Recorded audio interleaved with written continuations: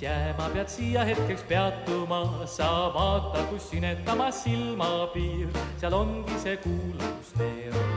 Sa vaata, kus sinetamas silmapiir, seal ongi see kuulus neeruti. Tere päevast, hea kuulaja! Meie oleme Kadrina Keskkooli 62. lennu vilistlased Kaarel Krell ja Marko Raumann.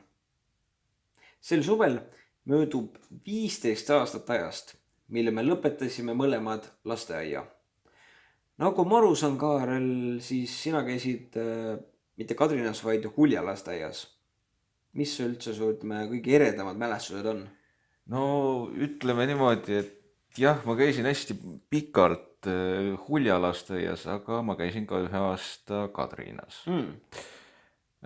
No Huljalt on mul meeles see, et see lasteaed oli üpris pisike. Meil oli ainult 2 rühma. Olid klaabud ja olid nublud. Enamasti sõime lõunat ikka seal meie oma klassiruumis või siis toas. Ja siis mingitel tähtsamatel tähtpäevadel me kogunesime alla kuskile sööklasse või peosaali sööma. Üks eredamaid mälestusi söögisaaliga on näiteks see, et meil minu meelest oli esimest päeva oli üks vene poiss ja meil oli supipäev. Ja kõigepealt ta siis kurtis, et see supp on nii tuline, siis kasvataja tädi ütles talle, et no puhu peale. Ja siis ta lõpuks kogu aeg puhus sinna peale ja siis alles läks ikka tükk aega enne, kui ta siis võttis selle lusikatäie endale suhu ja siis kasvataja tädi ütles ikka, et no kuule, Pavel, sul tekib ärmatis sinna peale juba. Okei, väga hea. Mina läksin Kadrina lasteaeda 2008 ja lõpetasin 2010, eks ole, 15 aastat tagasi. Aga ütleme, üks, mis mulle kohe meenub, on see, ma ei oska öelda, mis aasta see oli. Võis olla äkki 2009, aga ma pole kindel. Juhtus selline asi, et see oli talvine aeg ja me olime rühmaga õues. Ja siis see lasteaia maja ja ütleme selle hoovi vahel siis oli selline korralik suur lumehunnik, kus siis mängisime. Ja juhtus selline asi, et mina sattusin sinna teisele poole, mitte nagu maja poole peale, aga sinna teisele poole, hoovi poole nagu. Ja ühel hetkel avastan, et kus kõik on, et mitte ühtegi tuttavat nägu nagu ei ole. Et kõik on võõrad lapsed. Ja mõtlesin, et ma ei tea, kus nad on, eks ole, ja läksin majja ja avastan, et kõik on juba seal. Ehk siis ma ei taha öelda, et kasvatajad selles süüdi olid, aga kuidagi juhtus niimoodi, et ma jäin nagu kuidagi õue. Et mitte, et mul külm oleks hakanud ega mitte midagi, aga lihtsalt juhtus niimoodi, et mina jäin õue, teised läksid juba tuppa, aga nii see läks ja selles mõttes, et nüüd nagu aastaid hiljem on tegelikult huvitav meenutada. Ja mis veel meile tuleb, ütleme lasteaias, ma mäletan, tehti nii-öelda mingi lasteaia öö või kuidas iganes seda nimetati. Ja see oli siis niimoodi, et me olime öösel lasteaias ja õhtu pimeduses käisime lasteaias maja peal ringi siis rühmaga ja siis kasvatajad olid teinud, või kuidas tänapäeval üldse öeldakse nüüd? No minu meelest öeldakse ka äkki õpetajad või ma ei ole ka selle asjaga nii väga kursis. Ja. No meie ajal veel, nüüd saame öelda, et meie ajal olid veel kasvatajad. Ja olid siis teinud sellist asja, et justkui mänguasjad elaksid oma elu. Nad olid pandud mingisugusesse liikumisse seal kuidagi, et mingisugune, kas siis ütleme rivis või ütleme kolonnis kuidagi liiguvad ja selles mõttes, et väiksele lapsele ikka huvitav vaadata, eks ole, et näed, issand, elavad. Aga jah, et tegelikult oli huvitav aeg see lasteaed, eks ole. Kui nüüd midagi ikka meelde tuleb, siis oli ikka päris lõbus. No just. Ma mäletan veel Kadrina lasteaiast ka seda, et see, ütleme, mänguväljak, see oli ikka noh, ma ütleks nüüd, seda enam küll ei ole kahjuks, aga see oli ikkagi legendaarne seal, et seal sai ikka aega veedetud päris palju ja selles mõttes, et oli ikkagi noh, üsna äge ja siis meil oli ka ju hoovis selline, ma ei tea, kuidas see nimetatakse, noh, selline pöörlev nagu ratas nii-öelda, kus siis sai peal istuda ja seal sai, noh, tead küll, mis ma mõtlen, eks ole, selline Karusselli mõtled? jah, kas ta on karussell või kuidas seda iganes nimetatakse ja siis sai sellega seal nagu sõidetud ja siis ikka öeldi seal kasvatajate poolt, et tegite nii kiiresti sõitke seal, kukute ja lendate ja saate haiget, et aga jah, see selleks. Aga mis me siin ikka pikemalt lobiseme, et laseme rääkida oma ala spetsialistidel. Täna meie külalisteks Kadrina lasteaia direktor Anu Päälmann, Klaus ning Julia Küpas. Sammud siis sinnapoole kähkus ja kui kiired säästud oled kohal pea, näed metsi ja mägesid ja järvi vaid ning nende vahel vägevaid põllumaid. Näed metsi ja mägesid ja järvi vaid ning nende vahel vägevaid põllumaid.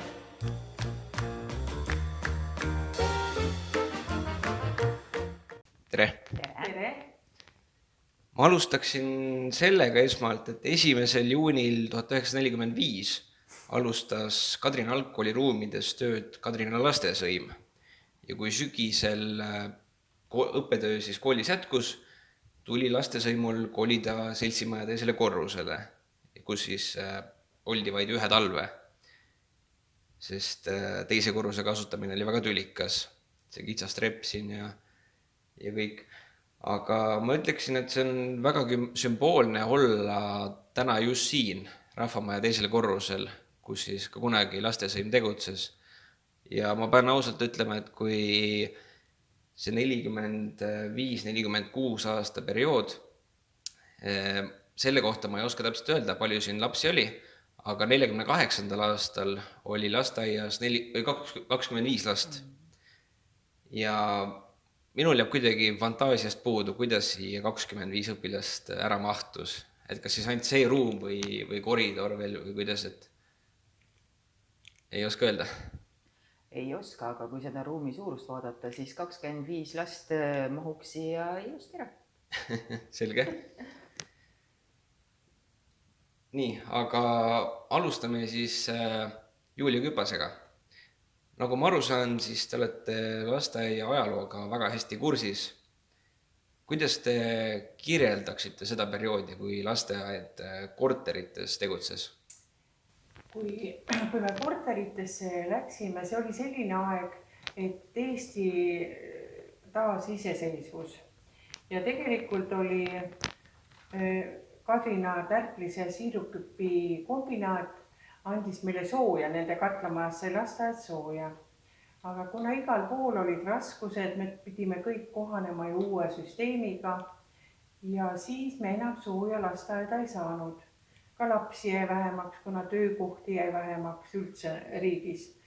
Ja siis tekkis mõte, et meid paigutatakse Kadrina vabadesse korteritesse. Ja me elasime siis rühmadega 3 majas, nii palju kui neid lapsi oli. Et üks oli Tehnika tänaval, 2 korterit olid Tehnika tänaval ja üks oli Nooruse tänaval. Ja jaanuarist me läksime sinna 1994. Ja siis oli selline kurb hetk, et me saime aru, et me ei saagi enam lasteaeda tagasi. Et sinna Undla polikliinik olis ka lasteaia ruumidesse. Ja olid sellised natukene keerulised ajad. Aga meie vahvad naised, lasteaia kasvatajad, kes me olime toona kasvatajad nimetusega veel, meie võtsime kokku ja läksime vallamajja ja härra Jaan Stern oli vallavanem siis. Ja kuna meie seltskond kõik läks tema vastuvõtule ja meil oli temale ainult üks küsimus, kuigi me rääkisime väga paljudest asjadest, ajad olid ju rasked ja ta kõik selgitas meile ilusti. Ja meil oli ainult üks küsimus talle, et öelge, kas me saame oma maja tagasi või me ei saa. härra Stern mõtles hetke, ta vaatas meile kõigile silma, kes me olime ja ütles, ma luban, te saate selle maja tagasi. Sõnapidaja mees. Ja siis me kolisimegi maikuus tagasi, aga seal olles oli meil ka omamoodi vahva. Ega seal ju voodeid ei olnud, lapsed magasid nendel mattidel põrandal. Toitu tehti Kadrina lasteaia köögis, elektripliidid ju töötasid, elekter oli ja kõik toimis tegelikult. Saime joonistuspaberid, osa vanemaid oli, kes tõid kodunt värvipliiatseid, pabereid ja lasteaias oli ka ju ikkagi asju ja plastiliinid ja kõik meil tegevused toimusid. Käisime õues palju, aga meil olid, need tööpäevad olid lühemad seal ja see lasteaia süsteem oli natuke teine. Et vaat selline periood oli korterites, tagantjärgi mõtled, et ei olnud hullu midagi, peaasi, et lasteaia maja tagasi saime. Vaat nii palju sellest siis. Selge. Te alustasite tööd Kadrina lastesõimus 77. aastal. Kas te mäletate, milline oli teie esimene tööpäev? Ma mäletan seda väga hästi. Ma alustaksin võib-olla sellest, et kui ma tulin siia lasteaeda avaldust tooma, et ma soovin tööle asuda sinna, sadas vihma. Maja oli juba avatud, aga tellingud olid uuesti ümber maja, sest tehti väikseid parandusi välisfassaadile. Ja siis ma läksin, andsin selle avalduse, mind võeti väga meeldivalt vastu ja ma asusin tööle 1. oktoobril. Avaldust käisin viimas, ma ei mäleta kuupäevaga, septembri lõpus. 1. oktoober mind juba oodati ja kui ma läksin 1. oktoobril tööle, et siis ma läksin ka tööle ja jälle sadas vihma. Aga öeldakse, vihm teile on väga hea saatja. Ja astusin siis sinna lasteaeda sisse, ma juba maja mulle tutvustati. Ja ma mäletan, see rühm oli 1. korrusel tänava poole. Ja ma kartsin ikka, ma tulin ju Valgast, ma olin 2 aastat ennem seal töötanud lasteaias Buratino. Ja siis, kui ma astusin sisse, mind võtsid vastu väga soojad pilgud. Ja kuidagi need lapsed tulid ka juurde ja kohe küsisid, kes sa oled ja kuidas su nimi on ja mul läks väga sujuvalt see lasteaeda sisseelamine ja väga toredad kolleegid olid ja mulle tehti väga meeldivaks see maandumine seal. Aga võib-olla ka, et seal oli palju rahvast tulnud algkoolidest, toona pandi ümbruskonna külades algkoole kinni. Ja väga paljud pedagoogid tulid lasteaeda kasvatajateks. Ja kõik me alles alustasime seda meeskonna moodustamist, sest kõigil oli see uus jälle. Ja kuidagi oli hästi sõbralik, et sellised abivalmidust. Ma mõtlesin, ma tulin Lõuna-Eestist, öeldi, et Põhja-Eestis on natukene nagu karmimad inimesed, aga peaks ütlema, et mul oli väga meeldiv alustada. Et see oli väga ilus ja enne ma töötasin 2 aastat Valgas. Peale pedagoogikakooli lõpetamist Tallinnas. Ma lõpetasin 1975. aastal, 5. juulil ja sellel aastal saab mul pedagoogilist staaži 50 aastat. Ma õppisingi lasteaia kasvatajaks ja et ma olen jäänudki sellele tööle. See lause tundub liiga lihtne, aga ma ütleks, et ma armastan oma tööd. Ja see armastus on aastatega kasvanud. Ja siis esimene tööpäev oli väga meeldiv. Et kõik läks hästi. Te siin mainisite ka juba tellinguid, et see Rakvere KEK-i poolt ehitatud lasteaiahoone siis valmis 77. aastal. Et kas see on kuidagi seotud teie tööle asumisega just siia või? Ei, see on seotud sellega, et ma olekski võib-olla Valka jäänud, aga ma abiellusin ja minu abikaasa oli siit Põhja-Eestist pärit noormees ja tema sai siia EPT-sse tööd ja sai korteri ja me ei jäänud Valka, meil oli võimalus ka Valka jääda elama, aga ma tulin ikka oma abikaasale järgi ja ma ei kahetse ja siin, selleks oli lasteaed oli ka just valminud, kuigi siis ma ei teadnud seda. Ma mõtlesin, et ma hakkan Rakveresse sõitma võib-olla bussiga, et mul ei olnud üldse probleem, ma tahtsin seda tööd teha lihtsalt. Aga boonuseks oligi see, et siin oli uus lasteaed. Et jah, et ma ei tulnud selle pärast, aga et just elukorraldus tõi mind siia. olen lõpetanud Valga esimese keskkooli ja pärast keskkooli läksingi siis Tallinna pedagoogikakooli õppima ja nii see ongi, tööraamat on väga igav. jah. Te siin mainisite ka juba kunagist vallavanemat Jaan Sterni, aga millised olid teie kokkupuuted Enno Põlluga? Nii, ma ütleks nii, Enno Põllu oli väga lasteaeda toetav ja hoidev. Tal ei olnud probleemiks tulla lasteaeda ise kohale, et direktor ei pidanudki tema juurde minema, ta ütles, minul on auto, mina sõidan teie juurde. Ja Enno Põllust ma ütleksin nii ühe väga meeldiva joone. Kui oli 1. jaanuar, oli puhkepäev siis veel meil, aga 2. jaanuar algas kohe töö pihta ja Enno Põllu käis kõikides oma allasutustes või kus ta oli seal EPT hoonetes ja ta ei unustanud iialgi lasteaeda tulemas ja ta kätles kõiki töötajaid kättpidi ja soovis head uut aastat ja häid soove kõigile töötajatele. Vaat sellega jääb Enno Põllu meelde. Ta oli suurepärane härrasmees, kes väga meeldiv koostöö oli. Aga ma tahaks mainida veel vallavanemaid, kui tohib. Ja ikka. Jaan Sterni sõnapidajana ja alati ka lasteaeda toetavana. Ja Aivar Lankei ma tahaksin ka meenutada. Aivar Lankei oli alati lasteaia poolt. Ta alati kuulas ära kõik mured, kui midagi oli, teda sai usaldada ja ta pidas oma sõna. Need 3 vallavanemat, keda ma tahaksin selles intervjuus ära mainida. Suur tänu neile kõigile. Et aastatel 1979 kuni 85 oli juhatajaks Ain Mäeots. Et kuidas te teda iseloomustaksite? Aino Mäeotsast ainult positiivne mälestus.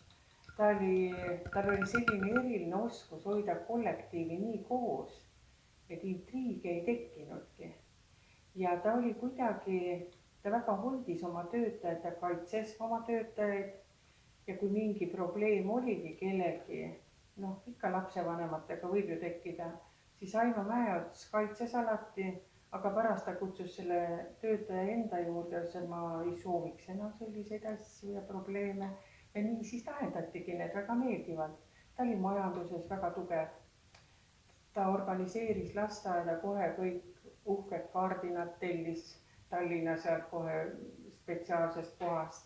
Ja siis ta, kui olid meil ikkagi mingid peod või lasteaia sünnipäevad või üritused, kõik töötajad olid võrdsed, keda tänati.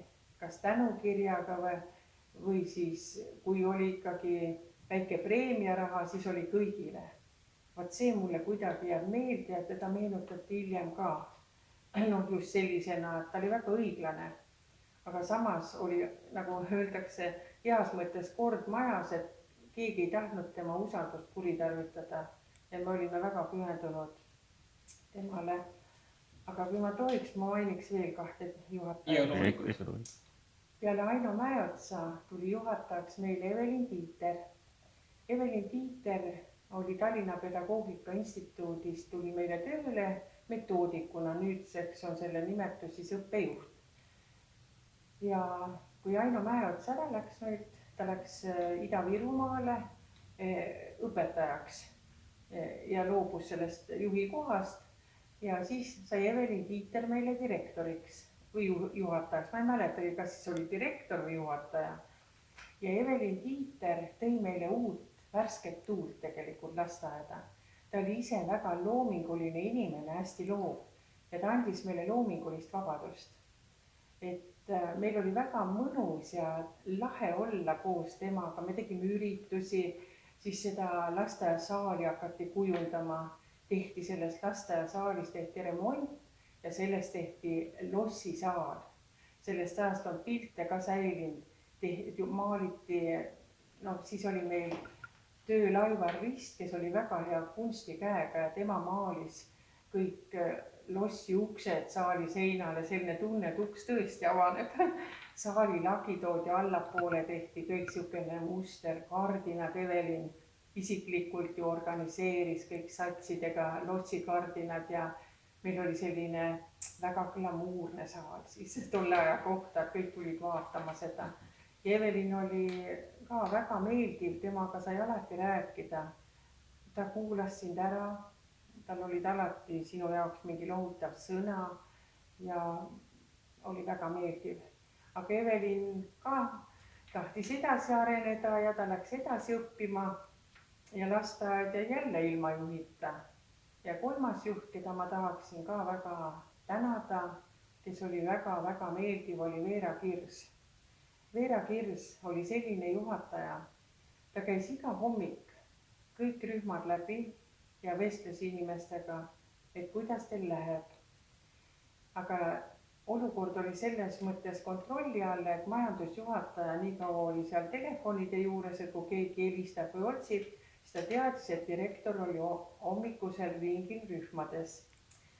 Ja Veera Kirsi kõrval olin ma aastast 1999 kuni 2003 peaaegu olin ma õppejuht poole kohaga. Ta tegi mulle selle ettepaneku ja ta oli mulle väga heaks mentoriks. Ma õppisin temalt väga palju tasakaalukust. Ta oli väga tugev majanduses. Ta organiseeris nende nappide vahenditega, mis oli, et ega ajad on ju alati rasked olnud. Aga kuidagi meil kõik sujus ja ta oskas nagu minna läbi rääkimistele, võttes ka mind kaasa. Asutustest, näiteks Plokist me saime vahvad raamaturiiulid, hakkasime raamatukogu lasteaeda kujundama. Need riiulid vist on praegugi veel alles mõnes toidutoas seal ja et Veera Kirs oli suurepärane hingega inimene oma töö juures, väga kohusetundlik, väga põhjalik ja sealt tuli ka see täpsus ja mis mul meelde jäi, et inimesed ikka kipuvad unustama. Ja vahest ise ka ju unustasin. Ta ütles, võta märkmepaber ja pane lauale. Piinlikum on, kui sul meeles ei ole see, et sul lipikud on laual, see pole piinlik. Kuidagi tal oli huumorimeelt ka, aga samas ta oli väga väärikas, soliidne. Et ainult kiidusõnad. Ta õpetas mulle palju ja ta andis mulle väga palju eluteele kaasa. Et nii palju Veerast. Aga kui rääkida veel Evelin Tiitrist, siis tema tööaega jäi ka Eesti iseseisvumisperiood. Tegelikult ta ju jäivad, siis tuligi Veera Kirs tema järgi, et Evelin läks nagu õppima edasi. Ja Evelin loobus sellest lasteaiatööst. Ta läks ju kooli ja nüüdseks, ta töötabki koolis, me just eile temaga kohtusime. Ja et kindlasti etteulatuvalt tuleb see küsimus ka, et kust Sipsik nime sai. Ja meil kellelgi polnudki see meeles. Ja ma eile Evelini nägin, ma tahtsingi talle helistada ja rahvalegend räägib tegelikult niimoodi, et tegelikult keegi ei teagi, kust see nimi tuli, aga me arvame ja see on ka loogiline, et tollel ajal loeti hästi palju Sipsiku raamatut lastele ja lastele see väga meeldis. Ja Evelin Tiiter õmbles ise ühe kriibulise Sipsiku ja tõi selle lasteaeda. Ja kuidagi see jäigi meil nagu Sipsik ja ilmselt see nimi tuli sealt. Sest tegelikult Sipsiku nimi tuli juba 80ndate aastate algusest, sest sellel ajal, kui siis oli lasteaia 10. juubel, siis juba telliti Tapalt metallist Sipsiku rinnanõelad kõigile töötajatele, neid on praegugi alles. Ja klaasidel oli Sipsiku embleem. Nii et see oli vahetult siis, kui Aino Mäeots hakkas ära minema, et Eveliniga just eile rääkisime, et ta ütles, et tema seda au endale ei võta, et see pidi olema Aino Mäeotsa ajal juba. See on selline värske info, aga rahvalegend räägib, et see tuli raamatu põhjal, see Sipsiku nimi. Selge. Aga kui rääkida sellest iseseisvusperioodi algusest, siin mõned teemad ja mõned raskused juba on mainitud, aga milline oli ikkagi see, mida nagu teile kui lasteaiatöötajale see riigi iseseisvumine tähendas? See tähendas meile kõike uut tegelikult. Meil ei olnud veel õppekavasid. me ei teadnud ju, kuidas siis edasi toimida. Meil oli sinimustvalge lipp, vapid, kõik need, me olime väga õnnelikud ja uhked. Aga meil ei olnudki seda õppekava ja me võtsimegi loominguliselt nagu vabamalt seda. Meid käidi küll nagu nõustamas ka maakonnast, meie juhid, kes seal haridusosakonnas olid, ka nemad otsisid seda uut väljundit, et kuidas edasi minna.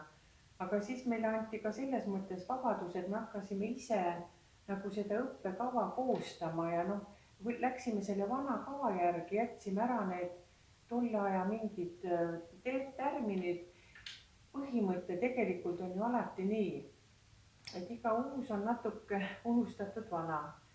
Ja ausalt öeldes koolieelsete lasteaedade programm, mis oli siis raamatuna, sealt on väga palju ka tänapäeva kaasa võetud.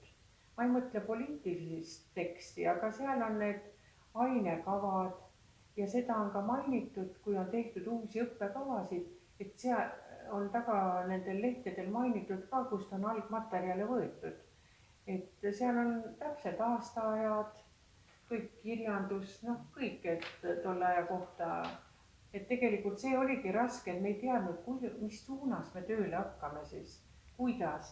Räägiti, et näiteks, et Soomes on kõik nii vaba ajad, ei peagi lapsed oskama lugeda ja kirjutada, aga meie ikkagi seda jätkasime ja see meid alt meie süsteemis ei ole vedanud siiamaani. Ja materjale polnud ka saada, tegelikult ei olnud saada pabereid, pliiatseid, isegi palka ei makstud ju õigeaegselt välja. Ja natuke olime ka mures, et kas meie töökohad kõigile jäävad, et oli ka koondamised, et need, kellel ei olnud üldse lasteaiakasvataja diplomid, need koondati ja see oli natuke raske aeg, kolleegidest oli ka kahju ja oli ka direktoril toona, Evelinil ka väga kurb meel neid otsuseid teha. Aga hiljem osad kolleegid tulid tagasi, läksid õppima ja asjad kõik lähenesid. Ja järgmise suurema õppekava me tegimegi 1999. aastal. Oli juhtide koolitus, kuhu ma õppejuhina siis läksin Tallinnasse ja lõputööks ma tegime kolleegidega, mitte ma üksi ei teinud, terve kollektiiviga tegime uue õppekava lasteaiale. Ja pärast seda siis hakati täiendama ja uuendama ja et nagu ei olnudki, et algus oli selles mõttes raske, et tuli kohaneda uue riigisüsteemiga. Muidu oli hästi kõik ju. Kõik lapsed olid ju kõik olulisemad. Aga millised olid siis need, või ütleme, milline oli teie tööstaaži juures kõige põnevam periood või? Kõige põnevam võib-olla oligi see, kui ma tegin siis oma põhitöö, lasteaiaõpetaja töö kõrvalt see pool kohta õppejuhi tööd. See oli minule täielik uus väljakutse. Ma algul kartsin, et ma ei saa hakkama, aga siis tookord veel kord ma mainin direktor Veera Kirs ütles, saad küll. Ja tegelikult see oli väga huvitav. Ja ma võin öelda nüüd lasteaiaõpetajana, et mul oli võimalus ka kandideerida juhiks, kui Veera ära läks. Aga ma mõtlesin niimoodi, lasteaiaõpetajana ma saan töötada kaua ja mulle meeldib lastega töötada. Ja ma jätkasin siiski rühmas tööd. Ja see oli nagu väga-väga ilus aeg, et ma õppisin väga palju ja ma nägin ära, et ei ole ka juhil kerge töötada. Ma sain olla, nagu öeldakse, mõlemal pool lekki. Ja siis vahest ma ütlesingi kolleegidele, teate, ega juhtkonnal pole ka kerge, et ma tean seda ise, et kuidas on, et kollektiiv on suur, aga et leida see kompromiss ja õige otsus, see ei ole nii lihtne. Selleks pead olema väga hea diplomaat. Ja diplomaatiat juba oli Veeralt väga palju õppida. Jah, see oli kõige huvitavam. Ja muidugi ma tahaks rääkida ka veel lastest, et mul on olnud nii palju neid kasandikke, eks ju, ja nende lapsed on tulnud ka minu rühma nüüd, kes on ise isad ja emad. Väga paljud nendest on pedagoogideks õppinud nii lasteaeda kui kooli. Ja mõned värvikad hetked, et eks lasteaias tuleb ka ju lapsi ikkagi korrale kutsuda. Ja vahest need poisid tegid ikka tuju nii pahaks. nad on ise isad nüüd, aga hästi tore rühm oli ka, no kõik olid toredad rühmad. Ja ma mäletan, ma ütlesin poistele ükskord, et ma olen väga pahane teie peale, ma olen väga pahane. Ja üks poiss ütles vaikselt, sa ei ole pahane, ma olen küll, su silmad naeravad. Ja vaat see lause mind on saatnud aastakümneid, et laps näeb midagi teist hoopis sinus. Et ta saab väga hästi aru, kui sa talle piire paned, aga paned armastusega need piirid. Ja vaat see ongi minu töö nagu selline võti võib olla, et armasta ikka inimest, siis ta armastab sind vastu ka. Ma jäin ka mõtlema selle peale, et sellest iseseisvusperioodist ja seal algusest tuli juba juttu, aga kui mõelda üldse Sipsiku välimuse peale, siis on ju temagi nagu meie riigilipp, et sinimustvalge. Täpselt, jah. Ja huvitav on ka see, et ma panin praegu tähele, et mul tekkis ka just küsimus nende laste osas, kes on teie rühmadest aastate jooksul läbi käinud. Ja te juba osaliselt mainisite seda, aga ma küsiksin nii palju, et kas te oskate ka nimeliselt välja tuua kedagi, kes on maailmas nime teinud näiteks? Ütlen kohe Martin Roger, suursaadik. Poolas vist on ta praegu. Ei ole enam. Ei ole. Ta on Välisministeeriumis. Jaa, õigus- ja Välisministeeriumis ja siis näitleja Marinmägi, Jan Holtzmann õppis reklaamindust, elab Inglismaal nüüd. Õpetajatest Alvar Petrovitš on nüüd õpetajaks, õpib.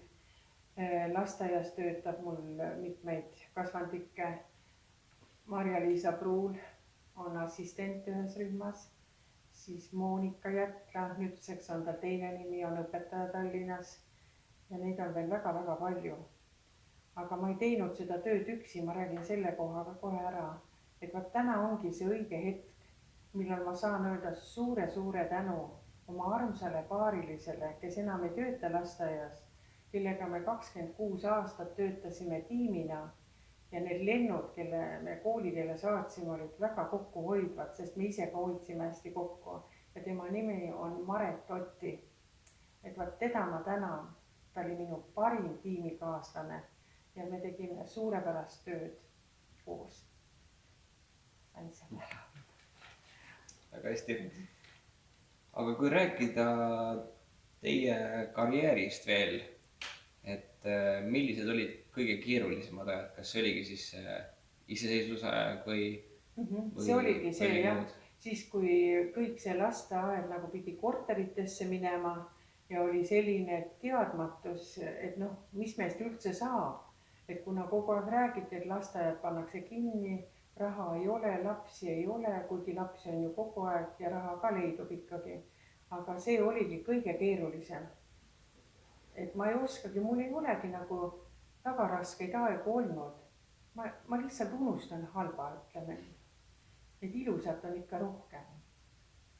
Elame ettepoole, aga see oli ainukene, et ei ole sellist, ma ei mäletaks, et midagi nii drastiliselt halba oleks olnud, mis praegu paneks külmavärinad sõlgadele.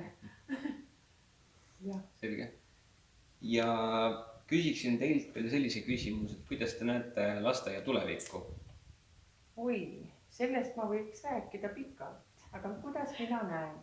Ma ütleks kohe algatuseks ära, et ma nii väga soovin, et see armas Sipsik jääks päiksena sinna tuletõrjemäe tippu, kus me asume. Ja tema naerukiired ja rõõmsad kilked ikka üle alevi kostaks. Teiseks, mis ma väga sooviksin tulevikus, et lastel oleks rühmades rohkem ruumi, et oleks kuidagi see maja laieneks või oleks võimalus uuele majale.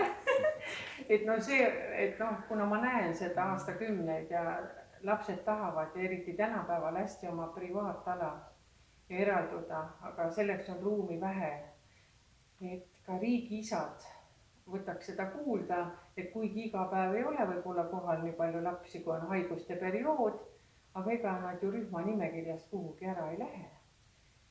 Ja mis ma veel ütleksin? Ma väga soovin, ma teen üleskutse noormehed, tulge lasteaia õpetajaks õppima. See on niivõrd äge elukutse. Te ei kahetse noormehed, kui te tulete, sest lapsed vajavad meeste eeskuju.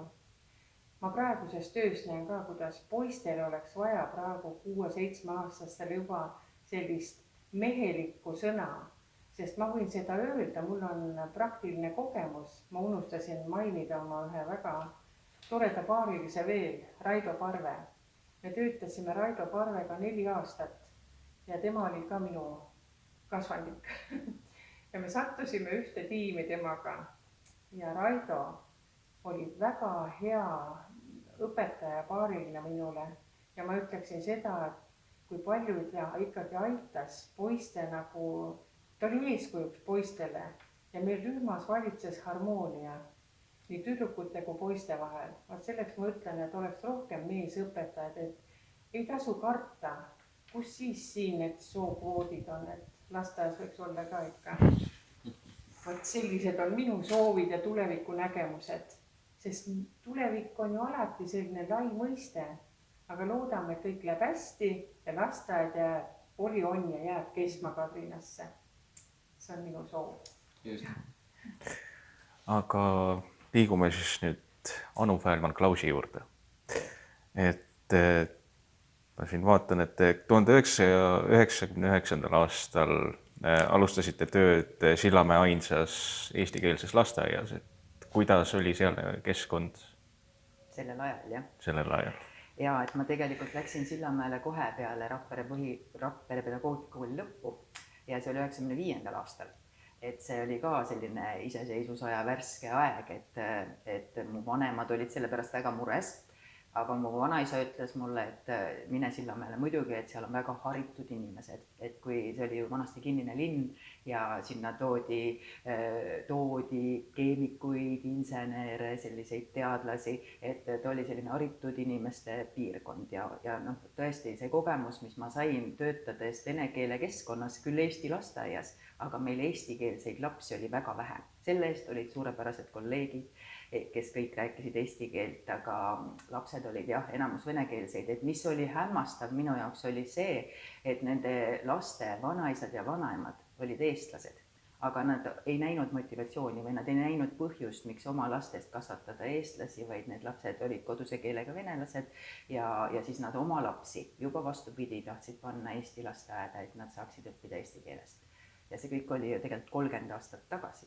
Ja täna me räägime eesti keele õppele üleminekust, me räägime esimestes klassides, et lapsed saaksid õppida eesti keeles.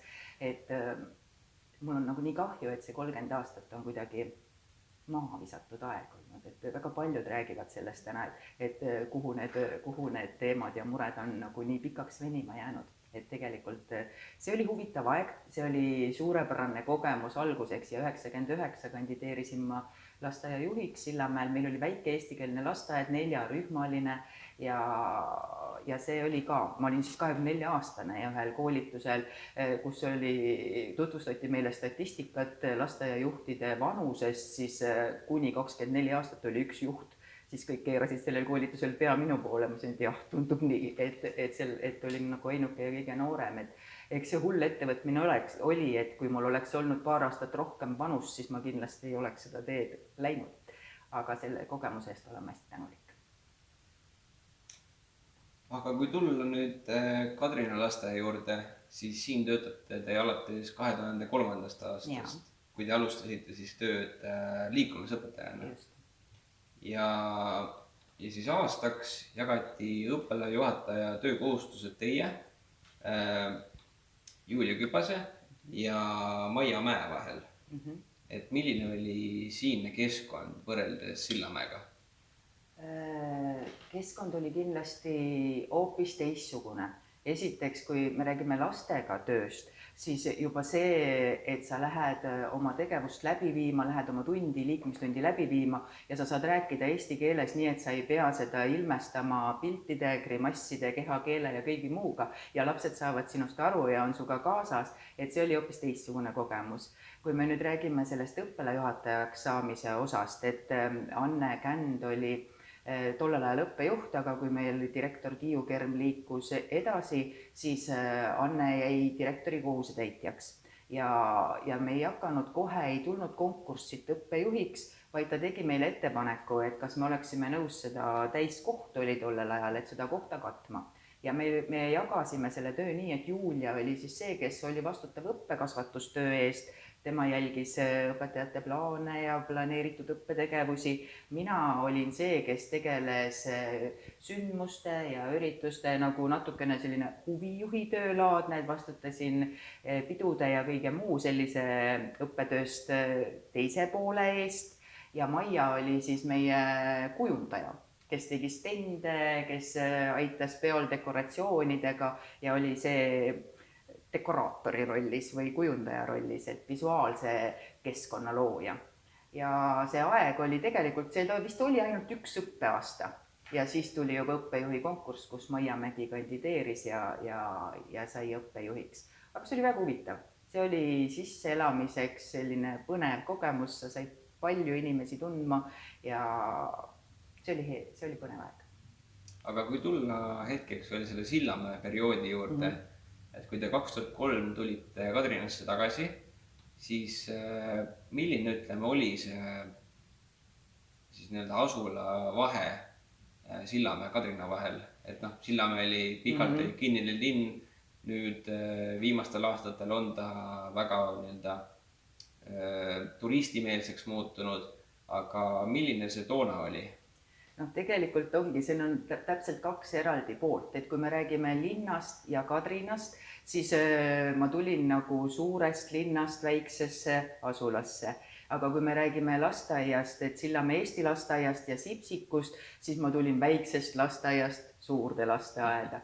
Et need on nagu väga erinevad, et Sillamäe sellel ajal, kui meie seal toimetasime, et me läksime ju mitme kursusekaaslasega koos sinna tööle, et siis ta oli juba natukene rohkem avanenud, ma ei saa öelda, et ta oli eestimeelne, aga seal meil tekkis ka selliseid olukordi, kus pargis poisid jooksid järgi ja viskasid estonsu,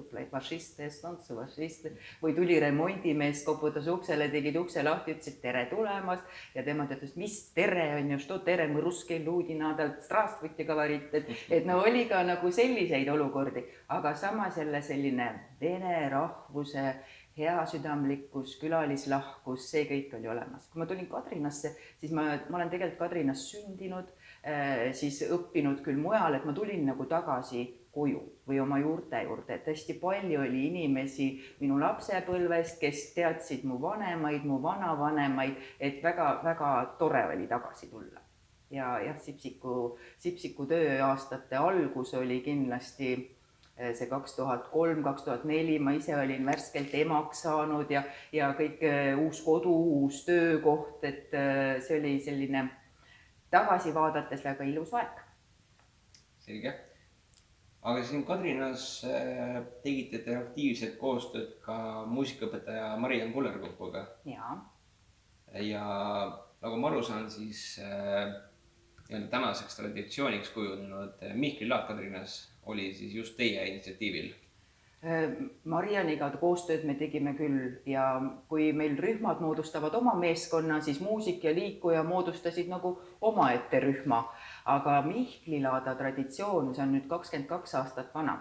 Et igal aastal ei ole kõik 22 korda, see toimunud ei ole, sest COVID-i ajal jäi neid kordi ka vahele, aga 22 aastat tagasi oli esimene Mihkli laat. Aga ma ei julge nüüd päris öelda, et see oli Marianni ja minu initsiatiiv, see oli kindlasti meeskonna ühine otsus seda laata korraldama hakata ja see laat on ka ajas muutunud, et ennem oli ta Mihkli laat, oli sügislaat, me oleme sinna juurde viinud erinevaid teemasid, meil on olnud Sipsiku taluõu, meil on olnud Sipsiku ohutuspäev, et oleme nagu sidunud selle erinevate lugudega. Aga jah, 22 aastat on ikka ühe lasteaia traditsiooni jaoks kindlasti väga mõnusalt pikk aeg ja me plaanime seda ühes või teises võtmes jätkata, et nüüd viimased aastad on ta olnud kogukonnapäeva raames, et me oleme koostöös teinud seda Vanavaralaada ja Ahtoga ja et see on ka oma sellise hea tunde saanud, et kui käivad praegult meil laadal meie endised lapsevanemad või hoolekogu liikmed, kes on selle traditsiooni alguse juures olnud, sest see ei ole ainult lasteaia sündmus, see tegelikult on ju perede sündmus ka. Et kui õppeaasta algab, pered kogunevad lasteaeda, lapsed tuuakse lasteaeda, et siis selline esimene õppeaastat käivitav üritus või sündmus on alati olnud see Mihkli laat. Ja see on niisugune mõnus koos tegemine. Et me väga loodame, et see traditsioon jätkub, et olgu siis sügislaadana, Mihkli laadana, olgu kas päris laadana või mingi muu sellise koostegemissündmusena, aga jah, see on traditsioon, millest tasub kinni hoida. Et aga aastatel 2004 kuni 2019 oli lasteaia juhataja Anne Känd. Et kuidas ta juhatajana oli? Anne oli väga töökas, kui teda peaks nagu paari sõnaga iseloomustama, siis selline kohusetundlikkus ja töökus oleks kindlasti need sõnad, mida mina tema jälgedes astudes omale niimoodi kaasa võtsin. Et mul oli hea võimalus Annega koos töötada siis 2003. aastast ja ta juhina oli selline oma eesmärgile pühendunud, et kui ta nagu seadis endale sihi, siis ta sinnapoole ka liikus. Et need inimesed, kes soovisid õppida ja areneda, said kindlasti temalt toetust, et kes tahtsid, ma ei tea, ise luua või mingite ideedega välja tulla, siis seda ta ka juhina alati väga soosis ja aitas kaasa, et need inimeste mõtted ja unistused teoks saaks. Ja 2004 kuni 2005 toimusid majas ka renoveerimistööd. Et kas ja kuidas see siis teie tööd raskendas? See oli põnev aeg. Meil, kui on 2-ruumilised rühmad, siis need pandi 2 rühma ühte rühma, et jagati tubadeks ära. Mina olin sellel ajal liikumisõpetaja ja üsna värskelt majja tulnud, aastakene töötanud enne seda, et liikumistunnid kolisid kas siis kooli staadionile, lasteaia hoovi, Pormanisaal oli meie kasutuses mõned päevad nädalas, kõik peod, mis pidid saalis toimuma, sest saalis oli ka minu arust rühm mingi aeg. Ja et siis järjest nagu see remont liikus ühest maja poolest teise, siis jälle koliti, et rühmasid teistesse majadesse ei liigutatud, aga kõik muu nagu küll, et meil rahvamajas tähistasime emadepäeva ja jõule, kooli spordisaalis mäletan ma ühte isadepäeva üritust ja Kadrina spordisaalis samamoodi oleme sellel perioodil isadepäevasid tähistanud, et see oli selline aeg, kus kogukond pani ka jälle õla alla. Et kus sai palju asju, sai nagu teiste vallaasutuste abiga korda saadetud, et see oli tore. Aga ütleme see remondiperiood, et kui ütleme ühes maja otsas toimus töö, teises olid lapsed. Just, et uurimine, et kas see nagu nende uneaega ei heerinud? Ma ei mäleta. Ma olin ise liikumisõpetaja, võib-olla Julia oskab siin isegi paremini meenutada seda aega, et kui majas on remont olnud, siis see ikkagi seda päevakava võib olla sellest häiritud või sassis, aga tähtis on ju see, et maja sai valmis. Just. Et tulemus on oluline. Et kas mingit niisugust kokkuleppelist aega ei olnud, et töömehed, see tunnike on pausil või kuidas? Mina ka täpselt nüüd ei mäleta, aga minu meelest oli mingi kokkuleppe, et puurimis ja neid ei tehtud, kui lastel oli uneaeg. Võis olla küll. Jah, see oli nii, et siis nad tegid teisi töid või oli neil paus, nad olid pikad päevad tööd. No hiljem, kui meil oli nüüd uuesti see fassaadi-remont, siis me samamoodi püüdsime teha uneajaks kokkuleppeid, et sellel ajal oleks vaikus. Jah, minu meelest oli niimoodi, midagi mulle on meelde jäänud, et oli mingi selline kokkuleppe. Selge. Ja siis kas samal perioodil 2004-2005 umbes selles vahemikus said rühmad siis lasteaias endale ka nimed, et milline see olukord enne seda oli? Enne seda oli rühmadel numbrid. Esimene rühm, teine rühm ja siis oli numbritega ja pärast siis saime nime. ja alguses, kui nimed tulid, ma mäletan, et rühmaõpetajad said ise valida endale nimesid, mõnel juba olid nimed olemas, et paralleelselt numbriga ikkagi juba õpetajad maja või selle oma rühma siseselt nimetasid ka oma rühmasid nimedega. Ma lugesin kroonikast, et näiteks Päiksekiir tegi seda, et tal oli küll number ka, aga et Päiksekiir kutsuti ka nimepidi ja et siis õpetajad said ise valida oma rühmadele nimed.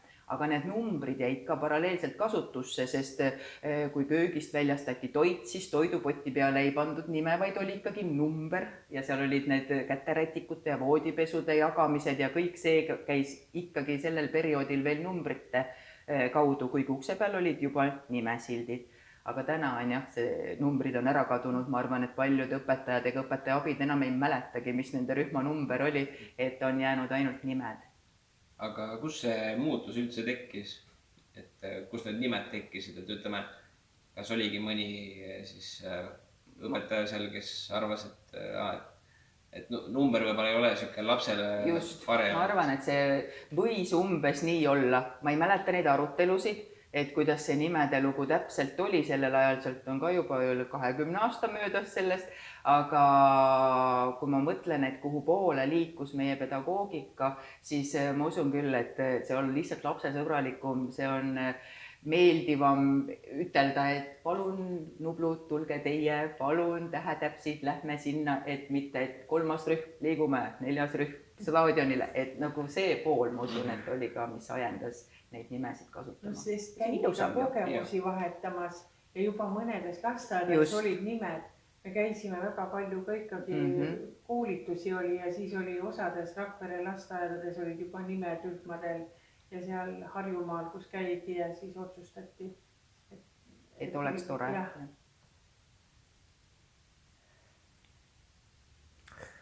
Et 2008. aastal osalesid koolieelikud ökotantsufestivalil tantsuga puhtaks ja targaks. Lapsed esitasid tantsu Iga vesi jõuab ükskord jõkke. Selle tantsu eest saadi eripreemia veeteema südamliku esitamise eest. Sama tantsuga käidi ka 17. tantsu- ja liikumisrühma festivalil, kus tuldi laureaadiks. Mis teile sellest meenub? No esiteks kindlasti see tantsude tegemine. Et need festivalid olid kõik sellised, et sa pidid kõigepealt ise otsima muusika, looma liikumise, õpetama selle lastele selgeks, siis ühiselt saime tolleaegse õppejuhi Maia Mägiga, mõtlesime läbi kostüümid, siis lapsevanemate ja rühmaõpetaja abidega sõitsime me sinna festivalile ja esinesime. Kui sealt tuua nüüd see Lääne-Virumaa liikumise laureaadiks tuleku, et siis me selleks õppisime veel ühe tantsu, seal oli vaja esitada 2 tantsu ja ma mäletan, selle teise tantsu nimi oli Lõunamaal on raske lastel. Et need olid väga toredad ajad ja muidugi eriti head meelt teeb see, et päris paljud nendest lastest, kes seal tantsufestivalil kaasas käisid, on ka tantsu juurde täna jäänud. Et kes tantsib Kadrinas siin sõutantsugrupis, kes on rahvatantsu vilistlaste grupis, et see on nagu tore. Ja selline tantsimine ja suhtlemine ökotantsufestivali ajalugu jäi vist üsna lühikeseks, aga Kuusalus me seal 2 aastal järjest käisime ja ta oli põhiliselt koolidele mõeldud. Nii nagu täna on koolitants, aga et siis oli nagu ta kindla suunitlusega, et tants peab olema loodusest ja keskkonnahoiust või meil oli seal prügitantse ja igasuguseid selliseid teemasid ka. Meie võtsime esimesel aastal veeteema ja teisel aastal oli meil Jänestel on ilus elu või midagi sellist. Et see oli väga põnev. Et nautisid tegijad, nautisid lapsed ja mudilaste osa oli seal ju väike. Et koolilastega on kindlasti tantsufestivalidel lihtsam osaleda kui lasteaialastega, aga jah, see on osa Sipsiku ajaloost. Ja seda täna meenutab meil seina peal 2 toredat pilti sellest ajast ja sealt Lääne-Virumaa tantsufestivalilt või liikumisfestivalilt ka kaasa toodud selline tore taies. Ma enda lasteaia ajast mäletan ka seda, et seda tantsufestivali asja ma üldse ei tea. Aga ma mäletan seda, et tõesti seal lasteaia suures saalis oli siis minu arust, kas oligi meie rühm. ma ise ei mäleta, et ma oleks kuulunud sinna hulka, aga seda lugu ma mäletan, et mingisugune tants selle lauluga tehti. Jaan Tätte muusikaga, kui Just. teie rühm lõpetas, siis ka meil oli tüdrukute tantsuring. Sellepärast võib-olla sina ei mäleta seda, et sind sinna ei võetud. Et tüdrukud käisid korra nädalas tantsutrennis ja siis ikka tahtsid, et sellest, et ta ei jääks nagu lihtsalt niisama saali hämarusse tantsimiseks, vaid et saaks nagu õpitud ka näidata ja vanematele näidata, et see oli väga populaarne, seal käidigi terve rühma tüdrukud või 2 lennu siis, eks ju, et paralleelrühmade tüdrukud käisid koos tantsimas. See oli tore. Ja Jaan Tätte muusikaga me oleme teisi tantse ka teinud erinevatel üritustel. Selge. Aga kui minna ajas edasi, siis 2013. aastal osaleti esimest korda mudilaste tantsupeol Rakveres, mis kandis siis nime Meie päev. Ja järgmiseks tantsupeoks oli vaja uusi riideid. Kuidas need soetati? Need riided soetati 2 aastal, 2 heategevusürituse raames. Et me tegime kõigepealt, need heategevusüritused üldse, kõigepealt toimus heategevuskohvik jõulude ajal suuskade soetamiseks ja kuna see läks väga edukalt ja kogus populaarsus, siis hoolekoguga koostöös tegime me ka rahvariiete kogumiseks sellise toreda teatripäeva, kus ka jälle kaasati nii hoolekogu liikmeid, lapsevanemaid, raamatukogu, õpetaja Kaidi Kivro tõi meile niimoodi sinna lastega kohtuma ka Rakvere teatri näitlejad, oli Ülle Lihtvält ja Natali Väli ja teisel aastal oli ka Karl Robert Saaremäe.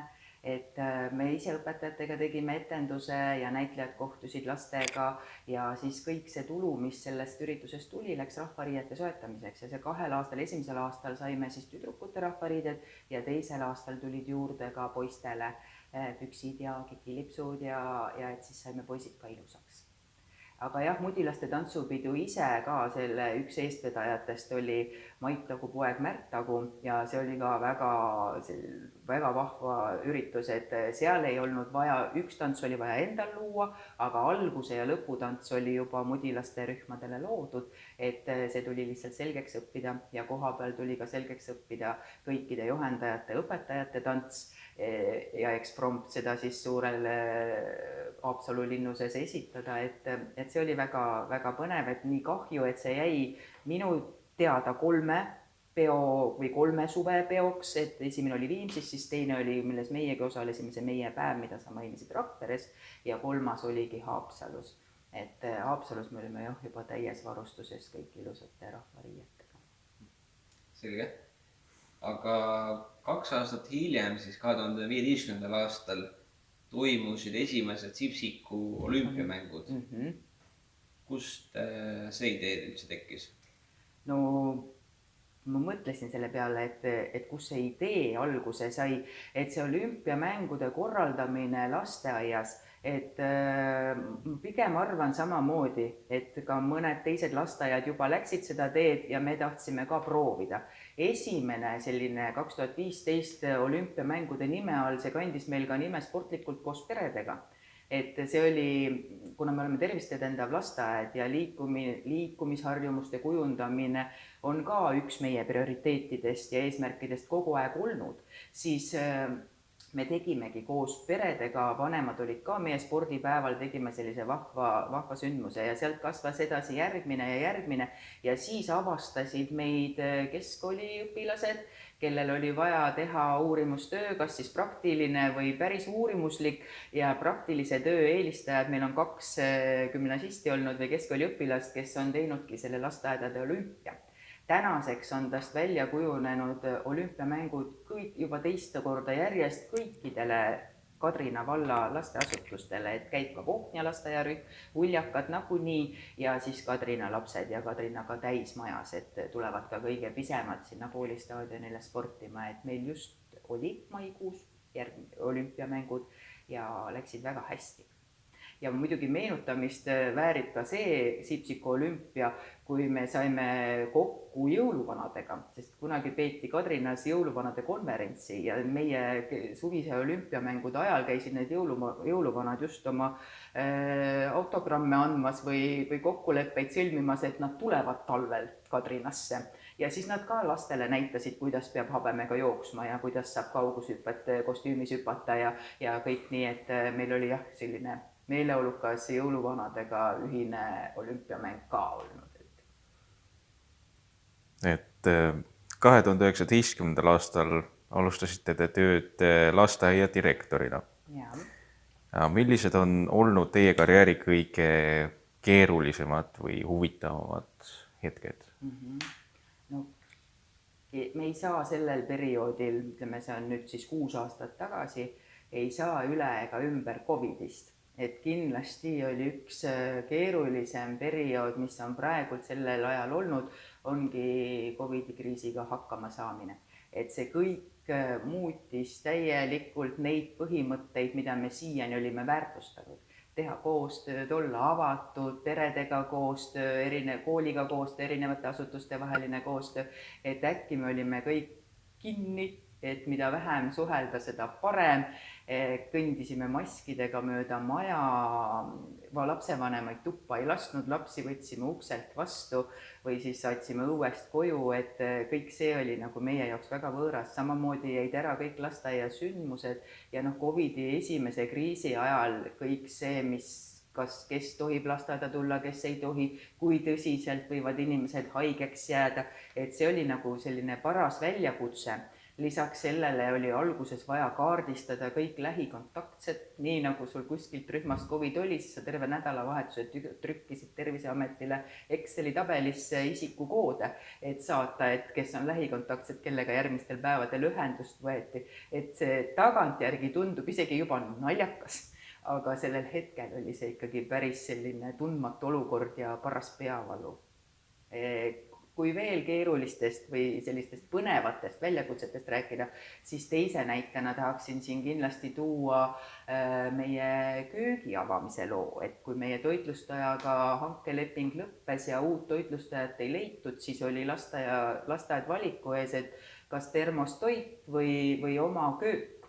Ja siis lasteaednikud hakkasid kirjutama äriplaani, kuidas kööki avada.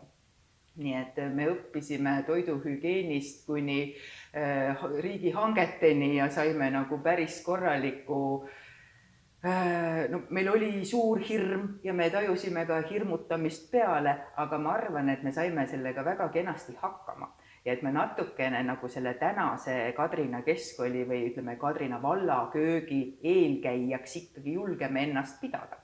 Et meil olid head kokad, et suur tänu siin veel kord tüdrukutele köögis, et nende toel või nende kogemuse abil, et oli meil nagu algajate köögipidajatena ikkagi märksa lihtsam edasi liikuda. Et see on kindlasti selline põnevam. Aga kui toredaid asju, ma ei saa jätta mainimata, et 2008. aastast alates tegutseb lasteaia juures ka Sipsiku beebikool. Ja see beebikool on nagu mõnus eelkursus enne lasteaeda sõime tulekut, et vanemad saavad omavahel tuttavaks, lastel on ruumid tuttavad, juba mõned näodki tuttavad, et see on kindlasti selline, mille üle üks lasteaed võiks ka uhke olla, et nii pikka aega on see tegutsenud. Ja kui toredaid asju veel meenutada, siis kõik need koostööprojektid, mis on olnud natukene suuremad kui 1 või 2 rühma põhised, kus on kaasatud lapsevanemaid, kus on kaasatud valla teisi asutusi, need on sellised, mis tekitavad õhinad, mis aitavad saada sellist mõnusat energiat ja särtsu, et need on asjad, mida tasub teha. Tooksingi need 2 asja. Ja sarnaselt siis Julia Küpasega küsiksin ka teie käest, kuidas teie näete lasteaia tulevikku? No, ma tahaks, et Sipsik oleks lasteaed, kes väärtustab laste lapsepõlve. Et me oskaksime õpetajatena ja lasteaiatöötajatena hoida lastes seda lapsolemist. et nad oleksid sellised uudishimulikud avastajad, põnevust otsijad, õhinapõhised toimetajad ja meie saaksime neid sellest toetada. Et selline lapsest lähtuv rõõmus lasteaed, kus lastel on hea olla, kus me tajume, et vanemad meid usaldavad ja kus me ise ka tahame töötada. Ja ma loodan, et me ühiste jõududega koos meeskonnaga suudame sellise lasteaiaga tulevikus tagada Kadrina lastele. Selge. Kas sul on Kaarel midagi või lisada?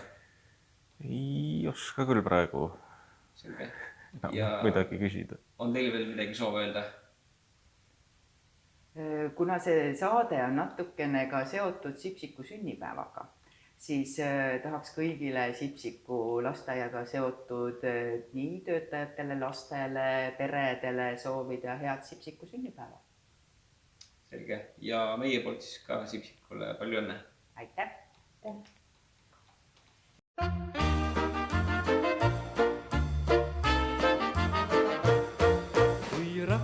Kadrinasse jõuad sa, siis jääma pead siia hetkeks peatuma. Sa vaata, kus sinetamas silmapiir, seal ongi see kuulus neer. Sa vaata, kus sinetamas silmapiir, seal ongi see kuulus neeruti. Selline oli tänane saade. Loodame, et saite enda jaoks nii mõndagi uut ja huvitavat teada. Neeruti seltsi taskuhäälingu 6. saade on eetris juba 18. juunil. Kes on meie vestluskaaslaseks siis, kuulete juba vähem kui 2 nädala pärast. Kuulmiseni!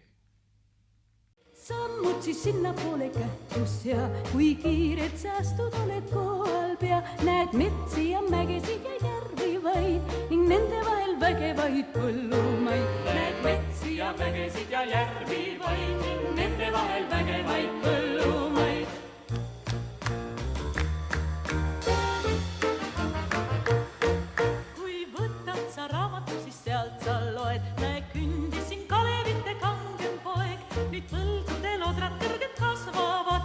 Linnamehi maha murdvad põllud saab. Nüüd põldudel odrad kõrged kasvavad, neist linnamehi maha murdvad põllud saab. Kuid õhtul, kui on põldul lõppenud töö, siis ikka me tantsuringis kaasa lööd. Ning kui oled sõber ettevõtlik sa, ehk neeruti neidudelt siis muusi saad. Ning kui oled sõber ettevõtlik sa, ehk neeruti neidudelt siis muusi saad.